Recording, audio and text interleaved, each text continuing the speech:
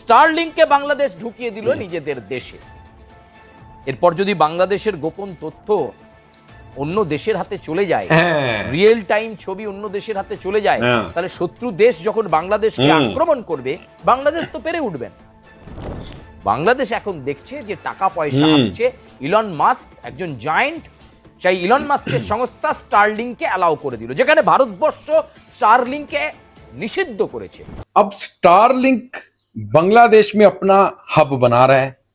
वहां से Nepal, Bhutan, south Asian जितनी भी कंट्रीज हैं, वहां से बांग्लादेश उनको इंटरनेट प्रोवाइड कर सकता है, एक अच्छा प्रोवाइडर बन सकता है। एक वक्त था जब बांग्लादेश डिपेंडेंट था इंडिया के ऊपर, 50 तकरीबन % वहां से इंटरनेट ले रहा था, और अब वो स्टारलिंक से ले रहा है। अब ये प्रोपेगेंडा शुरू हो गया है कि देखें अब इससे जो सिक्योरिटी है वो हमारी लीक हो जाएगी, इंडिया की, चाइना की, और ये सारे का सारा जो भी प्रोग्राम है सिक्योरिटी का, ये चला जाएगा अमेरिका के हाथ में।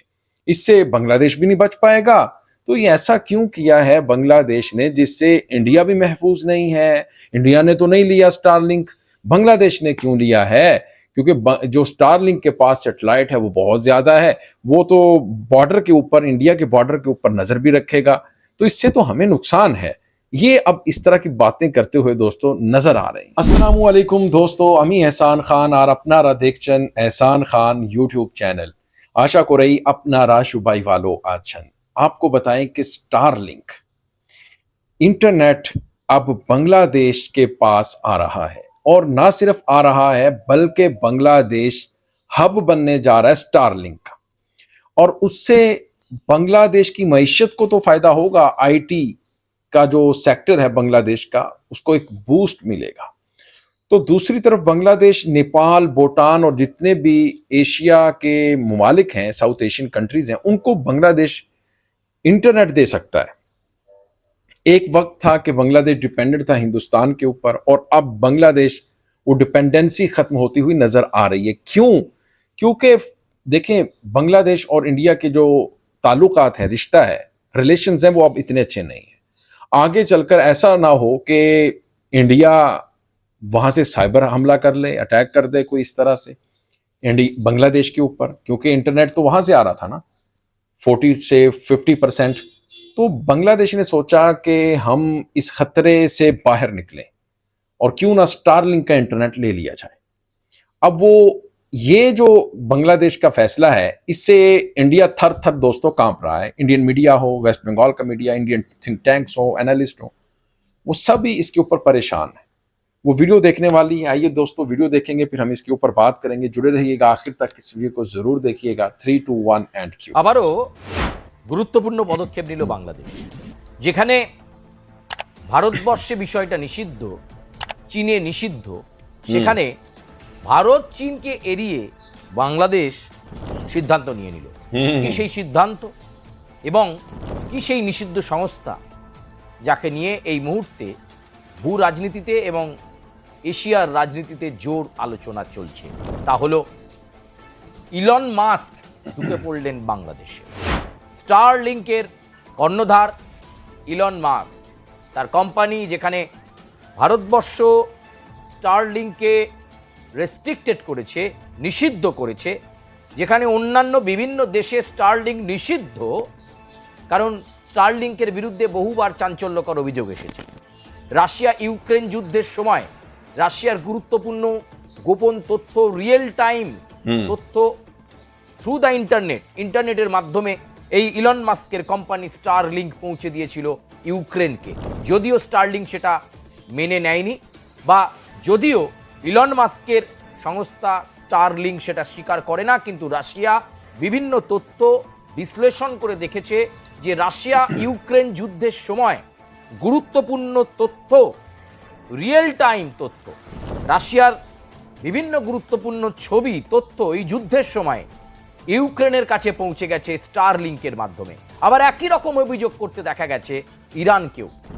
ইরানের যখন আপৎকালীন পরিস্থিতি, ঠিক সেই সময় ইরানের ভেতরকার বিভিন্ন গুরুত্বপূর্ণ ছবি, রিয়েল টাইম ছবি পৌঁছে গেছে আমেরিকার হাতে। এই স্টারলিংক সংস্থার বিরুদ্ধে যখন নিষিদ্ধ ঘোষণা করেছে বিভিন্ন দেশ, ঠিক সেই সময় বাংলাদেশ স্টারলিংকে স্পেস দিয়ে দিল, জায়গা দিয়ে দিল, আসুন ব্যবসা করুন, পশ্চিম দক্ষিণ পশ্চিম বিভিন্ন এশিয়ার ক্ষেত্রে আপনাদের ব্যবসা ছড়িয়ে পড়ুক, তার জন্য স্পেস দিল বাংলাদেশ। স্টারলিংকে বাংলাদেশ ঢুকিয়ে দিল নিজেদের দেশে। এরপর যদি বাংলাদেশের গোপন তথ্য অন্য দেশের হাতে চলে যায়, রিয়েল টাইম ছবি অন্য দেশের হাতে চলে যায়, তাহলে শত্রু দেশ যখন বাংলাদেশকে আক্রমণ করবে, বাংলাদেশ তো পেরে উঠবেন।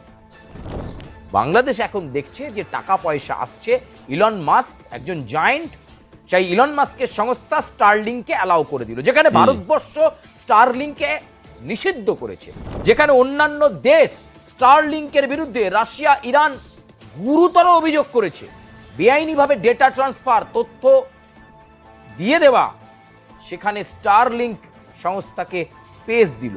আসলে স্টারলিংক সংস্থা যেভাবে ইন্টারনেট পরিষেবা দেয় এবং কাজ করে, সেটা তারা আগে গ্রাউন্ড স্টেশন বানিয়ে নেয় এবং সেই গ্রাউন্ড স্টেশন থেকে তাদের ইন্টারনেট পরিষেবা বিভিন্ন প্রান্তে ছড়িয়ে পড়ে। ইলন মাস্কের সেই প্রস্তাব বাংলাদেশ অ্যাকসেপ্ট করে, ইতিমধ্যেই বাংলাদেশের ভূখণ্ডে সেই স্পেস দিয়ে দেওয়া হয়েছে, যেখানে তারা গ্রাউন্ড স্টেশন তৈরি করছে স্টারলিংক। আসলে ডক্টর ইউনূস যখন অন্তর্বর্তী সরকারের প্রধান উপদেষ্টা ছিলেন, তখনই নাকি স্টারলিংকের সঙ্গে চুক্তি হয়ে গেছিল বাংলাদেশ, সেই চুক্তি এখন কার্যকর করতে বাধ্য বাংলাদেশ। ইলন মাস্কের সংস্থা এখন বাংলাদেশের স্পেসে তৈরি করছে গ্রাউন্ড স্টেশন, আর এই গ্রাউন্ড স্টেশন তৈরি করার পরেই তারা পরিষেবা ছড়িয়ে দেবে। এর ফলে পরিষেবা কিন্তু নেপালেও পৌঁছে যাবে, ভুটানেও পৌঁছে যাবে। অর্থাৎ কোনোভাবে ভারতবর্ষের গোপন তথ্য, রিয়েল টাইম ছবি অন্য দেশের কাছে চলে যাবে না, বা চীনের গোপন তথ্য, রিয়েল টাইম ছবি অন্য দেশের কাছে চলে যাবে না। বাংলাদেশ কেন স্টারলিংককে, কেন ইলন মাস্ককে? तो दोस्तों, आपने ये वीडियो देखी है किस तरह से जो हिंदुस्तानी मीडिया है, वेस्ट बंगाल का मीडिया इसके ऊपर बात कर रहा है कि देखें इससे तो बांग्लादेश को भी खतरा है, इंडिया को भी खतरा है। स्टार लिंक जो इंटरनेट है उसके आने के बाद, क्योंकि कोई भी काम अब स्टार लिंक से यानी सैटेलाइट से नहीं बच पाएगा, सिक्योरिटी से, और वो सब पकड़ा जाएगा। ये दोस्तों कहना है वेस्ट बंगाल मीडिया का कि इससे तो जो बांग्लादेश है वो भी सुरक्षित नहीं है, महफूज नहीं है, और ये बांग्लादेश को ऐसा नहीं करना चाहिए। तो देखें, इंडिया ने भी तो बैन करके रखा हुआ है, तो आखिर बांग्लादेश क्यों ले रहा है, और ऐसा नहीं करना चाहिए बांग्लादेश को। यानी इस तरह की वो बातें करते हुए नजर आ रहे हैं। आपका क्या कहना है नाजरीन? आपने भी कमेंट सेक्शन में बताना है, क्या ये जो फैसला है बांग्लादेश का ठीक है या गलत है, वो अपने कमेंट सेक्शन में बताना है। मिलेंगे आपसे नेक्स्ट वीडियो में, तब तक के लिए अल्लाह हाफिज।